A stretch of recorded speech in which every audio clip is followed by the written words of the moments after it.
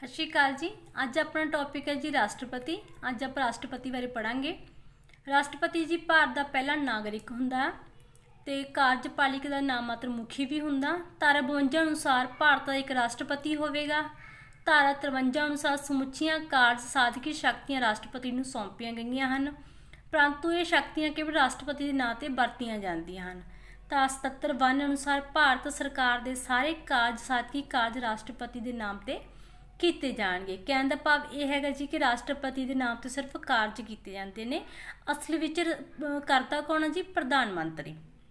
अगे है जी डॉक्टर अंबेडकर ने भी अपने विचार पेश किए हैं। वो कहते हैं कि साडे राष्ट्रपति की स्थिति उही है जो इंग्लैंड के संविधान अनुसार उत्थों के राजे की है। वो राष्ट्र का मुखी है, कार्यपालिका का नहीं। वो राष्ट्र का प्रतिनिधि है, परंतु राष्ट्र उत्ते शासन नहीं करता। अगे है जी राष्ट्रपति दीयां योग्यतावां ਜਿਹੜੀਆਂ कि धारा 58 ਦੇ ਵਿੱਚ ਦਿੱਤੀਆਂ ਗਈਆਂ ਹਨ कि वो भारत का नागरिक होवे, उसकी उम्र 35 साल तो घੱਟ ना होवे, वो लोक सभा के मैंबर चुने जाण दीयां योग्यतावां रखदा होवे। अगे है जी कार्यकाल। राष्ट्रपति का कार्यकाल जी 5 साल हुंदा है, जिस दिन तो वो अपना अहुदा संभालता है। ये अक्सर पेपर दे विच पुछया जांदा है जी कि राष्ट्रपति का कार्यकाल किन्ना हुंदा है, तो वो हुंदा जी 5 साल। अगे है जी चोण विधि। राष्ट्रपति की चोण लई अपनाई गई विधि नूं नेहरू अंबेडकर फार्मूला कहा जाता है। की कहा जाता जी चोण विधि नूं? नेहरू अंबेडकर फार्मूला।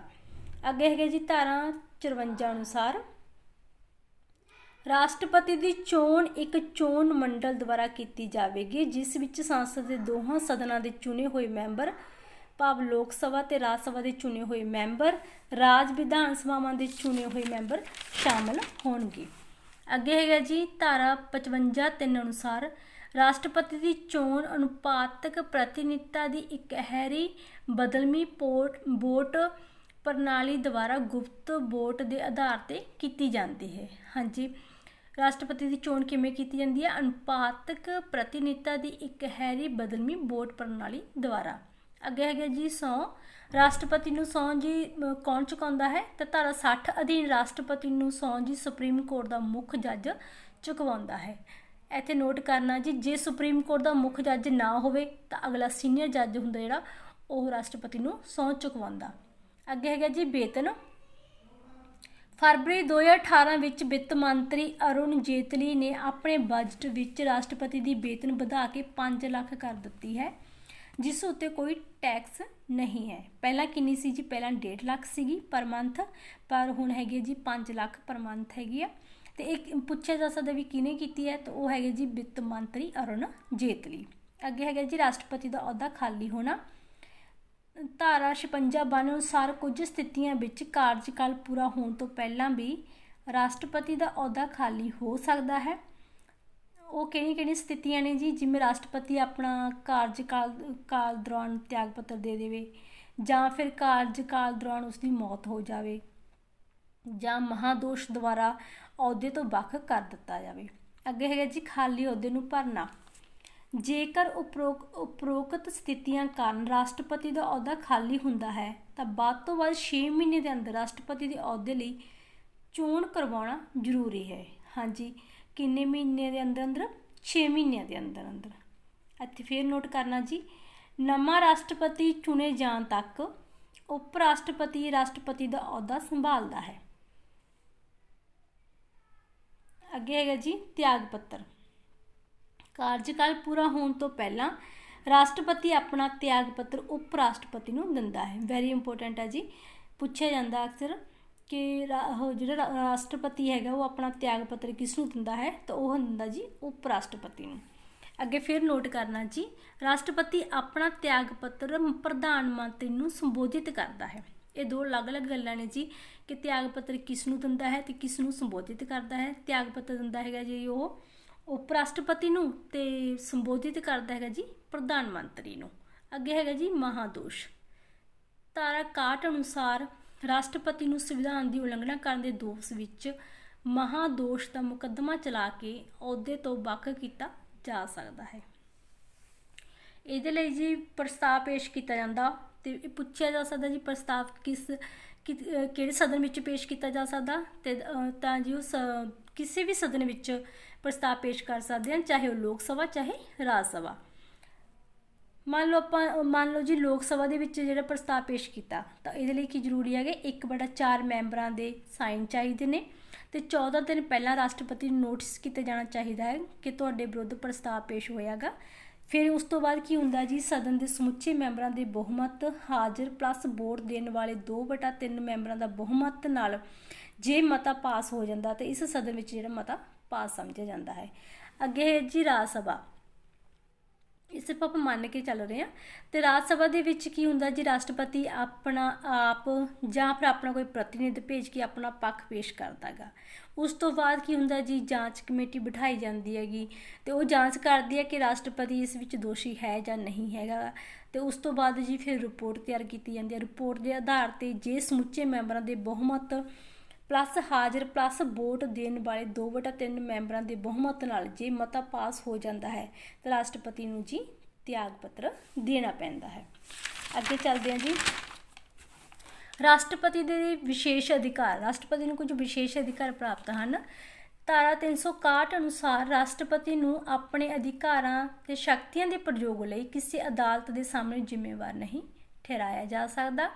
ਅੱਗੇ ਹੈ ਜੀ ਕਾਰਜਕਾਲ ਦੌਰਾਨ ਉਸ ਨੂੰ ਨਾ ਤਾਂ ਕੈਦ ਕੀਤਾ ਜਾ ਸਕਦਾ ਹੈ ਅਤੇ ਨਾ ਹੀ ਉਸ ਵਿਰੁੱਧ ਫੌਜਦਾਰੀ ਮੁਕੱਦਮਾ ਚਲਾਇਆ ਜਾ ਸਕਦਾ। ਅੱਗੇ ਹੈ ਜੀ ਦੀਵਾਨੀ ਮੁਕੱਦਮਾ ਚਲਾਉਣ ਦੇ ਲਈ ਉਸ ਨੂੰ 2 ਮਹੀਨੇ ਪਹਿਲਾਂ ਨੋਟਿਸ ਦਿੱਤਾ ਜਾਣਾ ਜ਼ਰੂਰੀ ਹੈ। ਇਹ ਹੈਗੇ ਸੀ ਜੀ ਰਾਸ਼ਟਰਪਤੀ ਦੇ ਕੁਝ ਵਿਸ਼ੇਸ਼ ਅਧਿਕਾਰ। ਅੱਗੇ ਹੈਗੇ ਜੀ ਨਿਯੁਕਤੀਆਂ। ਰਾਸ਼ਟਰਪਤੀ ਕਿਹਦੀਆਂ ਨਿਯੁਕਤੀਆਂ ਕਰਦਾ ਤਾਂ ਰਾਸ਼ਟਰਪਤੀ ਜੀ ਰਾਜਾਂ ਦੇ ਰਾਜਪਾਲਾਂ, ਸੁਪਰੀਮ ਕੋਰਟ ਤੇ ਹਾਈ ਕੋਰਟ ਦੇ ਮੁੱਖ ਜੱਜ ਅਤੇ ਜੱਜਾਂ, ਸੰਘੀ ਲੋਕ ਸੇਵਾ ਆਯੋਗ ਤੇ ਸਾਂਝੇ ਲੋਕ ਸੇਵਾ ਆਯੋਗ ਦੇ ਮੈਂਬਰਾਂ, ਅਟਾਰਨੀ ਜਨਰਲ, ਕੰਟਰੋਲਰ ਤੇ ਆਡੀਟਰ ਜਨਰਲ, ਚੋਣ ਕਮਿਸ਼ਨਰ, ਪ੍ਰਧਾਨ ਮੰਤਰੀ ਤੇ ਪ੍ਰਧਾਨ ਮੰਤਰੀ ਸਲਾਹ ਤੇ ਮੰਤਰੀ ਪ੍ਰੀਸ਼ਦ ਦੀ ਨਿਯੁਕਤੀ ਕਰਦਾ ਹੈ। ਅੱਗੇ ਹੈ ਜੀ ਰਾਸ਼ਟਰਪਤੀ ਨੂੰ ਕੁਝ ਸੰਕਟਕਾਲੀਨ ਸ਼ਕਤੀਆਂ ਪ੍ਰਾਪਤ ਨੇ। ਪਹਿਲਾਂ ਨੋਟ ਕਰਨਾ ਜੀ, ਜਰਮਨੀ ਦੇ ਵਾਈਮਰ ਸੰਵਿਧਾਨ ਤੋਂ ਪ੍ਰਭਾਵਿਤ ਹੋ ਕੇ ਭਾਰਤ ਦੇ ਸੰਵਿਧਾਨ ਦੀ ਧਾਰਾ 352 ਤੋਂ ਲੈ ਕੇ 360 ਤੱਕ ਰਾਸ਼ਟਰਪਤੀ ਦੀਆਂ ਸੰਕਟਕਾਲੀਨ ਸ਼ਕਤੀਆਂ ਦਾ ਵਰਣਨ ਕੀਤਾ ਗਿਆ ਹੈ। ਪੁੱਛਿਆ ਜਾ ਸਕਦਾ ਜੀ ਕਿ ਜਿਹੜੇ ਰਾਸ਼ਟਰਪਤੀ ਦੀਆਂ ਸੰਕਟਕਾਲੀਨ ਸ਼ਕਤੀਆਂ ਨੇ ਉਹ ਕਿਸ ਤੋਂ ਲਈਆਂ ਗਈਆਂ ਹਨ, ਤਾਂ ਉਹ ਜੀ ਜਰਮਨੀ ਦੇ ਵਾਈਮਰ ਸੰਵਿਧਾਨ ਤੋਂ ਲਈਆਂ ਗਈਆਂ ਹਨ। ਅੱਗੇ ਹੈਗੇ ਜੀ ਸੰਵਿਧਾਨ ਵਿੱਚ 3 ਪ੍ਰਕਾਰ ਦੀਆਂ ਸੰਕਟਕਾਲੀਨ ਸ਼ਕਤੀਆਂ ਦੀ ਵਿਵਸਥਾ ਕੀਤੀ ਗਈ ਹੈ। ਪਹਿਲੀ ਹੈਗੀ ਜੀ ਰਾਸ਼ਟਰੀ ਸੰਕਟ ਕਾਲ, ਜਿਹੜੀ ਕਿ ਧਾਰਾ 352 ਦੇ ਵਿੱਚ ਹੈ।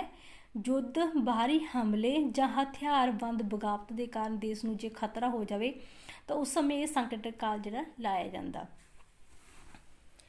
ਇੱਥੇ ਨੋਟ ਕਰਨਾ ਜੀ, 1979 ਦੇ ਵਿੱਚ ਕੀਤੀ ਗਈ 44ਵੀਂ ਸੋਧ ਤੋਂ ਪਹਿਲਾਂ ਹਥਿਆਰਬੰਦ ਬਗਾਵਤ ਦੀ ਥਾਂ ਅੰਦਰੂਨੀ ਗੜਬੜ ਸ਼ਬਦ ਵਰਤਿਆ ਜਾਂਦਾ ਸੀ। ਹਾਂਜੀ, 44ਵੀਂ ਸੋਧ ਤੋਂ ਪਹਿਲਾਂ ਜਿਹੜਾ ਸੀ ਅੰਦਰੂਨੀ ਗੜਬੜ ਸ਼ਬਦ ਵਰਤਿਆ ਜਾਂਦਾ ਸੀ, ਪਰ ਹੁਣ ਕੀ ਵਰਤਿਆ ਜਾਂਦਾ, ਹਥਿਆਰਬੰਦ ਬਗਾਵਤ। ਅੱਗੇ ਹੈ ਜੀ ਜਿਹੜੀਆਂ 3 ਸੰਕਟਕਾਲੀਨ ਸ਼ਕਤੀਆਂ ਨੇ। ਪਹਿਲੀ ਹੈਗੀ ਜੀ ਰਾਸ਼ਟਰੀ ਸੰਕਟ ਕਾਲ। ਇਹ ਉਦੋਂ ਲੱਗਿਆ ਸੀ ਜਦੋਂ ਚੀਨ ਦੁਆਰਾ ਭਾਰਤ 'ਤੇ ਹਮਲਾ ਕੀਤਾ ਗਿਆ ਸੀਗਾ ਅਤੇ ਇਹ ਜੀ 26 ਅਕਤੂਬਰ 1962 ਤੋਂ ਲੈ ਕੇ ਜਨਵਰੀ 1968 ਈਸਵੀ ਤੱਕ ਲੱਗਿਆ ਸੀ। ਦੂਜਾ ਰਾਸ਼ਟਰੀ ਸੰਕਟ ਕਾਲ ਜੀ ਪਾਕਿਸਤਾਨ ਜਦੋਂ ਭਾਰਤ 'ਤੇ ਹਮਲਾ ਕੀਤਾ ਗਿਆ ਸੀ ਉਦੋਂ ਲੱਗਿਆ ਸੀਗਾ ਅਤੇ ਇਹ 3 ਦਸੰਬਰ 1971 ਤੋਂ ਲੈ ਕੇ 27 ਮਾਰਚ 1977 ਈਸਵੀ ਤੱਕ ਲੱਗਿਆ ਸੀ। ਅੱਗੇ ਹੈਗਾ ਜੀ ਤੀਜਾ ਰਾਸ਼ਟਰੀ ਸੰਕਟ ਕਾਲ, ਜਿਹੜਾ ਕਿ ਅੰਦਰੂਨੀ ਗੜਬੜ ਪੈਦਾ ਹੋਣ ਦੇ ਕਾਰਨ ਲੱਗਿਆ ਸੀਗਾ ਅਤੇ ਇਹ ਜੀ ਇੰਦਰਾ ਗਾਂਧੀ ਦੇ ਸਮੇਂ ਲੱਗਿਆ ਸੀਗਾ ਅਤੇ 25 ਜੂਨ 1975 ਤੋਂ ਲੈ ਕੇ 21 ਮਾਰਚ 1977 ਈਸਵੀ ਤੱਕ ਲੱਗਿਆ ਸੀ। ਅੱਗੇ ਹੈਗਾ ਜੀ ਨੋਟ 44ਵੀਂ ਸੋਧ ਰਾਹੀਂ ਵਿਵਸਥਾ ਕੀਤੀ ਗਈ ਹੈ ਕਿ ਰਾਸ਼ਟਰਪਤੀ ਰਾਸ਼ਟਰੀ ਸੰਕਟ ਕਾਲ ਦੀ ਘੋਸ਼ਣਾ ਮੰਤਰੀ ਮੰਡਲ ਦੀ ਲਿਖਤੀ ਬੇਨਤੀ 'ਤੇ ਹੀ ਕਰੇਗਾ। ਅੱਗੇ ਹੈਗਾ ਜੀ ਦੂਜੀ ਸੰਕਟਕਾਲੀਨ ਸ਼ਕਤੀ ਸੰਵਿਧਾਨਿਕ ਸੰਕਟ ਕਾਲ, ਜਿਹੜੀ ਕਿ ਧਾਰਾ 356 ਦੇ ਵਿੱਚ ਹੈ।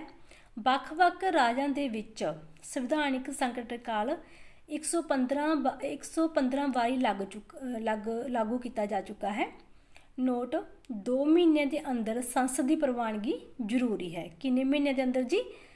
2 ਮਹੀਨਿਆਂ ਦੇ ਅੰਦਰ ਸੰਸਦ ਦੀ ਪ੍ਰਵਾਨਗੀ ਜ਼ਰੂਰੀ ਹੈ।